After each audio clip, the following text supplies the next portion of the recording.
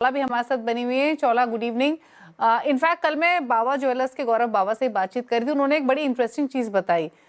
एक तो इन्वेस्टमेंट के तौर पे बड़े टिकट साइज में बाइंग हो रही है, या फिर जो ज्वेलरी बाइंग है वो स्पेशली अब एमरल्ड्स की तरफ, डायमंड्स की तरफ शिफ्ट होते हुए दिखाई दे रही है। क्योंकि आप इस सेगमेंट में डील करती हैं, तो बताइए किस तरीके के शिफ्ट हमने बायर प्रेफरेंस में देखे हैं, हायर प्राइसेस की वजह से या फिर एग्जिस्टिंग मार्केट्स में। दीपाली, हम जब लास्ट मिले थे तब गोल्ड का प्राइस 1 लाख था। आज 1,25,000 करीब पहुंच गया है। तो डेफिनेटली रिटेल ज्वेलरी डिमांड अभी स्ट्रेस में है। वो एक एक्सेप्टेंस हमें लानी पड़ेगी। And gold prices record high पे चल रहे हैं, तो consumers are also delaying purchases.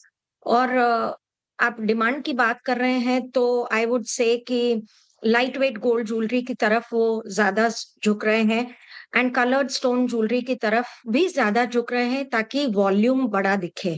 क्योंकि आज आप समझो कि बायर का जो बजट है वो वही है। अभी वो ही बजट में उसको स्केल डाउन करना पड़ेगा वॉल्यूम में, या फिर अपना बजट बढ़ाना पड़ेगा।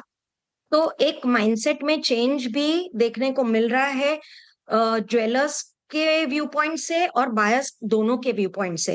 ये एक ऐतिहासिक प्राइस चेंज देखने को मिल रहा है। और मैं ये अ, ये देख सकती हूँ कि डेफिनेटली ये इंडस्ट्री में, ज्वेलरी इंडस्ट्री में पर्टिकुलरली डिजाइनिंग को लेके बहुत सारे बदलाव देखने को मिल सकते हैं।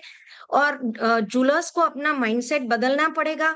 इवन बायर्स को अलग माइंडसेट के साथ बाइंग करनी पड़ेगी। साथ ही साथ ज्वेलरी में जब डिमांड प्रेशर में है, तब दिवाली के बाद भी देख सकते हैं कि डिमांड बढ़ रही है कि नहीं। पर डेफिनेटली कलर्ड स्टोन्स और वॉल्यूम, अभी के हिसाब से लोग लाइट वेट और बड़े वॉल्यूम के जो ज्वेलरी सेट्स है उसको ज्यादा प्रेफर कर रहे हैं, because of gold prices. ETFs and gold coins and Boolean में बहुत ज्यादा बाइंग है कंपेयर टू गोल्ड ऑर्नामेंट्स। तो स्टैटिस्टिक्स ओके।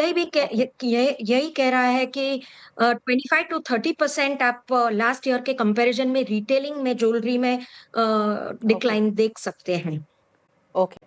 अच्छा, चौला, आप कुछ इसमें ऐड करना चाहेंगे क्या रिसाइकिल्ड गोल्ड वाले पॉइंट में, कि कितना कॉम्पोजिशन फिलहाल नई बाइंग में रिसाइकिल्ड गोल्ड का रहा है, परसेंटेज टर्म्स में अगर देखें और कंपेयर करें।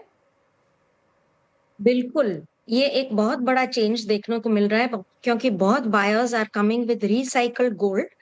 और पुराना जिसने गोल्ड लिया हुआ है, वो भी लोग अपना गोल्ड यूज करना चाह रहे हैं कि हम चेक या कैश में क्यों अभी बाइंग करें, हम गोल्ड ही निकाल देते हैं, पुराना गोल्ड अपने रिसाइकल करके यूज कर रहे हैं। तो 30-40% रिसाइकल्ड गोल्ड आ रहा है, और ओल्ड गोल्ड भी यूज करके बाइंग बायर्स अभी कर रहे हैं। तो डेफिनेटली गोल्ड के एग्जॉर्बिटेंट प्राइसेस की वजह से अभी कंज्यूमर्स और रिटेल ज्वेलर्स इतने कंफ्यूज सिचुएशन में है कि क्या हम अपना स्टॉक बढ़ाएं आगे आने वाली सीजन के लिए या ना बढ़ाएं। तो मेरी जब बात होती है अपने ज्वेलरी रिटेलर्स को लेके, तो ऑल ज्वेलर्स आर सेइंग के this is in the history first time कि ज्वेलरी रिटेलिंग में ये सोचना पड़ रहा है कि हम स्टॉक बनाए कि नहीं बनाए।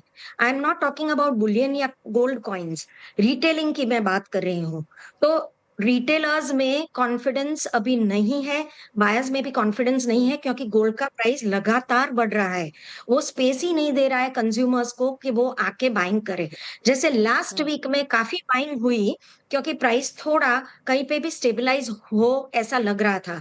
अगेन प्राइस बढ़ने लगा, तो अभी बाइंग कम होने लगी है। अभी दिवाली के बाद देखना है कि जब प्राइम वेडिंग सीजन आ जाएगा, तब कैसे बायर्स रिएक्ट करते हैं, और जूलर्स का भी क्या स्टैंड रहेगा। जूलर्स को भी काफी बदलाव लाने पड़ेंगे।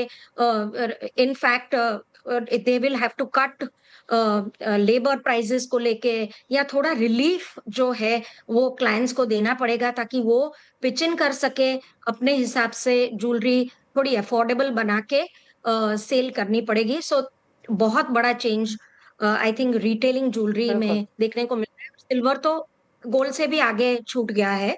Silver is at a record high. But क्योंकि हमारी इंडियन सिस्टम और इंडियन वेडिंग्स में ज्यादा गोल्ड प्रेफर किया जा रहा है, तो देखना राइट। ये रहेगा कि how the buyer is pitching in for the gold jewellery and in what format.